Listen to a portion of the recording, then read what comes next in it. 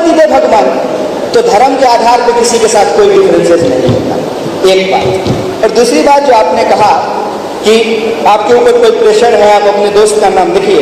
एक तो ये बात आपने इंटरनेट से सुनी होगी, और इंटरनेट पे मेरे लिए ना बहुत कुछ बोला जाता है। ये एक आरोप है। मैं पिछले 5 साल में लगभग 500 आरोप झेल चुका हूँ। और मैं आपको बता देता हूँ, आप कहते हैं डरने की बात, एक केस पॉपुलर हुआ है, मेरे ऊपर 19 केस किया है देश के अलग अलग कोनों में भाजपा वालों ने। तो इस तरह के आरोप जो हैं पहले भाजपा की तरफ से आते थे, आजकल भाजपा विरोधी जो तबका है वहां से भी आना शुरू हुआ। क्यों? क्योंकि मुझे लगता है कि जब आप अपना पॉलिटिकल लाइन क्लियर कर लेते हैं ना, आप अपने विरोधी का चुनाव कर लेते हैं, तो दोस्त जो है ना वो अपने आप आपके बनते हैं। लेकिन पॉलिटिकल फ्रेंडशिप जो होती है उसको इस तरीके से क्यों प्रस्तुत किया जाता है? जैसे कि हर बार फ्रेंडशिप डे के दिन हम लोगों को जो है चौराहे पे खड़ा होकर के फ्रेंडशिप बैंड बनवाना है। उसमें बहुत सारे नुआंसेज को, बहुत सारी जो सच्चाई है उसको छुपा लिया जाता है। मैं एक बात आपको बता दूं, मैं जिस पार्टी का मेंबर था उस संगठन का नाम ऑल इंडिया स्टूडेंट फेडरेशन है। ये लोगों को याद नहीं है, बस लोगों को ये याद है कि कन्हैया लेफ्टिस्ट था। अरे तो लेफ्टिस्ट तो कोई भी हो जाएगा, इस हिसाब से तो देश की 99% जनता लेफ्टिस्ट है, क्योंकि सब लेफ्ट से ही धो रहा है। ये थोड़ी इस तरीके से ये थोड़ी डिसाइड होगी। आइडियोलॉजी का क्या मतलब है?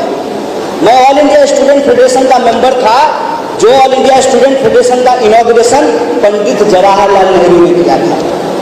हमारा आइडियोलॉजिकल लाइन पूरी तरह से क्लियर है कि हम देश से कोई आज़ादी कभी नहीं मांगे हैं, हम देश में आज़ादी की बात करते हैं। हमारा पॉलिटिकल लाइन बिल्कुल क्लियर है कि हम समाज के अंदर कोई भी बदलाव लोकतंत्र के माध्यम से चाहते हैं।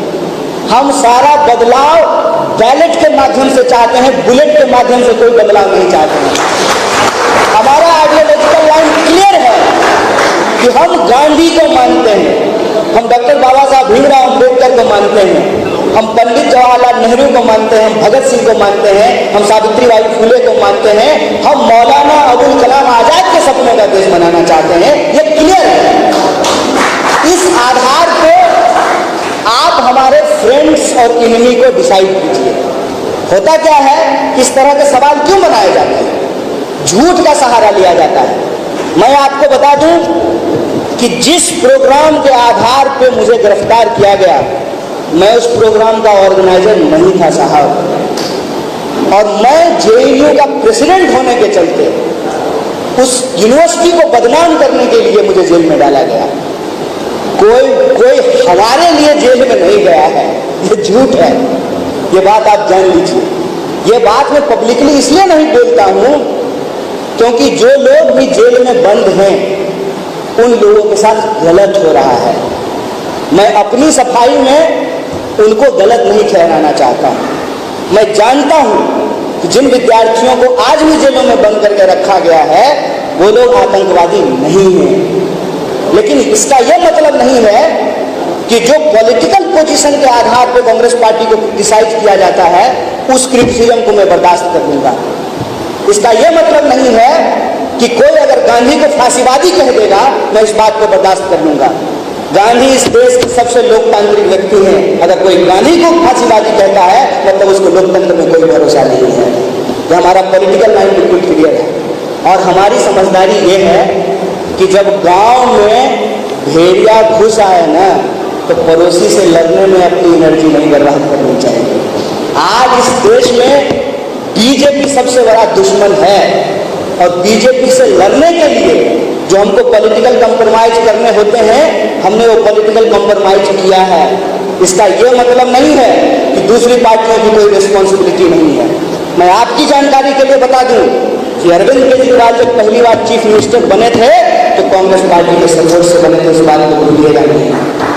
जब ममता बनर्जी दीदी जब बंगाल की चीफ मिनिस्टर बनी थी तो कांग्रेस पार्टी के सपोर्ट से बनी थी और कांग्रेस में थी, इस बात को कभी भूलिएगा नहीं।